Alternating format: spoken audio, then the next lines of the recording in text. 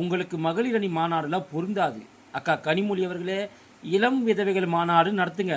அப்போ தான் கூட்டம் அதிகமாக வரும். ஏன்னா இந்தியாவிலேயே இளம் விதவைகள் அதிகமாக இருக்கக்கூடிய மாநிலம் தமிழ்நாடு. நான் சொல்லலை, நீங்கள் தான் சொன்னீங்க. சாராயத்தை விற்கிறது நீங்கள், சாராயத்தை காய்ச்சறது நீங்கள், சாராய ஆலைகளின் அதிபர்களும் நீங்கள்.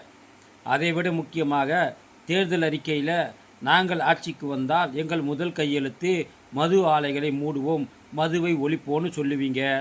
இளம் விதவைகள் அதிகமாக இருக்கக்கூடிய மாநிலமாக தமிழ்நாடு இருக்குது. எங்கள் ஆட்சிக்கு வந்தால் இளம் விதவைகளே இருக்க மாட்டாங்கன்னு சொல்லுவீங்க. கடைசியில் எல்லாத்தையும் பண்ணிவிட்டு மகளிர் அணி மாநாடுன்னு ஒன்று நடத்துவீங்க. உங்களுக்கு மகளிர் அணி மாநாடுலாம் பொருந்தாது. அக்கா கனிமொழி அவர்களே, இளம் விதவைகள் மாநாடு நடத்துங்க.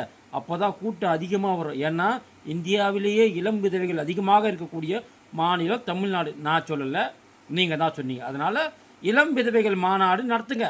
திமுகவுக்கு நிறைய கூட்டம் வரும்.